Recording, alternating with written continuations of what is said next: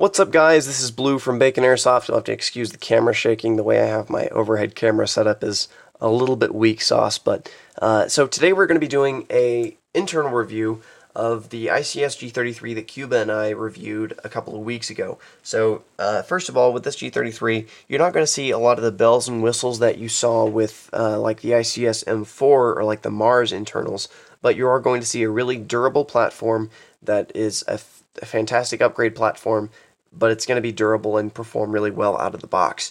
First of all, the gearbox shell. The gearbox shell is really durable. You're not going to be breaking it anytime soon. Radiusing it is kind of superfluous just because it's so strong already.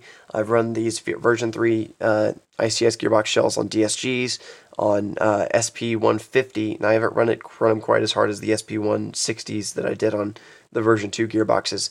Basically, they're not going to be breaking on you anytime soon. If it can stand up to an SP150 full stroke, then it can stand up to just about anything. So gearbox shell is fantastic, version 3 compatible with pretty much everything.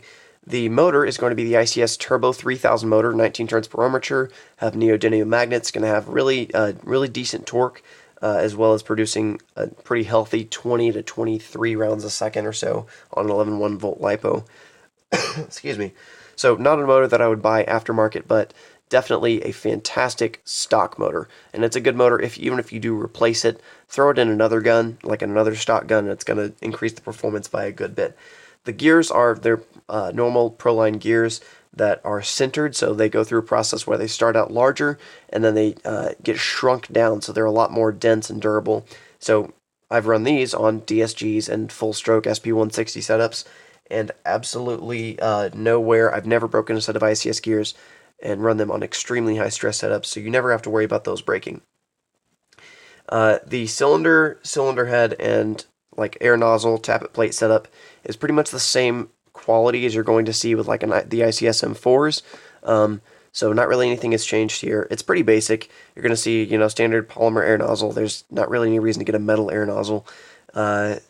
Tappet plate's the same material, air nozzle the same material, cylinder head's the same material, and the cylinder is pretty much identical to one of the M4s, which is ported about 3/4 of the way back. Excuse me. So the cylinder head is durable, tappet plate's durable, nozzle's not going anywhere. All these parts work together to make sure that you have good nozzle alignment, and the air seal on this is pretty decent as well. You lose a little bit of air behind, like with the air nozzle, because it does not have an internal O-ring, but it's not much. You're going to see maybe like a 3 to 4 FPS jump if you use an air nozzle that's the exact same length with an internal O-ring. The piston is an area where you are going to see a noticeable step down from the rest of the Pro lines, like the Proline M4s, for example, that have the 8 metal teeth and then the second tooth removed for angle of engagement correction, and to reduce premature engagement. This has all 15 teeth, but they're all polymer except for the last metal release tooth. This is pretty standard to see among most stock guns, especially at this price point, so I'm not really worried about it, but it is a really durable polymer piston as far as that goes. But still, if you're going to be running a high-stress setup, I would recommend replacing this for a full metal rack piston like, say, an SHS Blue. And the cylinder head is going to be the same as you see in the Proline M4s, so it's going to have really good large ports, so you're going to get great airflow, nice consistent FPS, and it's also really durable, so you never have to worry about that breaking on you. The spring guide is plastic. Not really an issue. I've built at least 500 or 600 guns, probably closer to 1,000, and I've never had a spring guide break on me, so I wouldn't be worried about this, even in a really high stress setup. Unless you're running like a DSG, you can leave this stock and not have to worry about it. The anti-reversal latch is not going to be incorporated into the safety like it is in the electric blowback M4s, so you're not going to have a decocking function on this. That's understandable. There's not really a good way to do that on a G36. The trigger contacts are going to be standard version 3 compatible, so you're not going to have any issue fitting like a version 3 Gate Titan or a BTC Chimera MOSFET for the version 3 in here.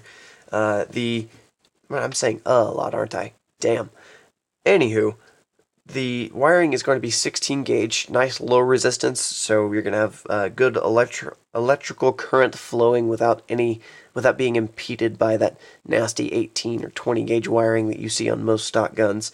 However, you are going to see a fuse, which is normal. It's a good idea to have at stock guns because some people abuse their guns, they're stupid with them, and then whenever their guns break, they blame it on the gun instead of themselves. So, a fuse is a good idea to have in a stock gun. If you know what you're doing, you can safely cut this, not have to worry about it. Also, it comes with a Tamiya connector, which is to be expected because it's the standard, but again, I would definitely recommend switching over to Dean's. The inner barrel assembly and the hop-up assembly is pretty much the same as the Proline M4s, although the hop-up assembly is not going to be metal, it's going to be polymer.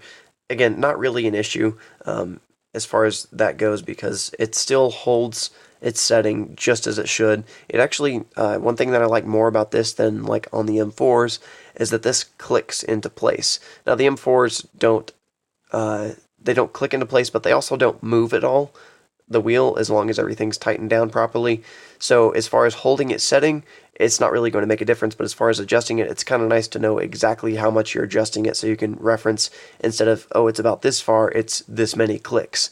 So it's easier to keep track of that way. But it's still the great hop-up design that applies. It's a rotary hop-up design that still applies even pressure to both sides of the bucking. Unlike like 95% of the other rotary hop-up designs out there. The inner barrel is going to be aluminum, which you're actually this is going to be less of an issue in the G36 than it is in the M4, because in a G36 it's held in by this nice little outer barrel assembly or whatever here, so you're not going to see any like movement in between the inner barrel and the outer barrel for vibration. So aluminum being a lightweight material can be an issue in like M4s, but in the G36 it's not an issue at all. The inner barrel is nice and consistent, produces good accuracy, as well as the bucking has good consistency. It's about a medium density, the same as you're going to see in pretty much all ICS guns. So with that, I hope you guys enjoyed this video. All in all, this G36 is not anything that has a lot of bells and whistles, but at the price point of $229 US, it is absolutely fantastic and a great upgrade platform. So you're going to see great performance out of the box. It's going to be coming, like the UK versions come with M100 spring. Most of the ones in the US come with an M120 spring. If you're using an M100 spring, definitely use a 7.4 volt LiPo, and it's going to precock the piston back to about here. If it's a high discharge 7.4 volt LiPo, so you're going to be getting really good trigger response on an M100 spring or so with a 7.4. But if you're using an 11.1 on an M120 spring, it's going to precock it to about the same point. So if you're using an M120, use an 11.1. If you're using a 7.4, or if you're using an M100, use a 7.4. You're going to get about the same trigger response either way. So absolutely fantastic gun, great upgrade platform, performs really well out of the box, as you saw in the videos that we've already posted. And we are going to be making a couple more videos covering the upgrade process because, by the way, this is being built for Hardstrike Milsim's raffle for Theatro Sanguinis on March 24th and 25th. So you are going to see the entire upgrade process this goes through, what we advise upgrading, what we change out. This is going to be performing really well, probably shooting about 35 rounds a second with really great reliability, durability, all the rest of it. So definitely look for those videos in the next couple of weeks. But this has been Blue from Bacon Airsoft. I hope you guys enjoyed this video. I hope you learned something, and I will see you all next time.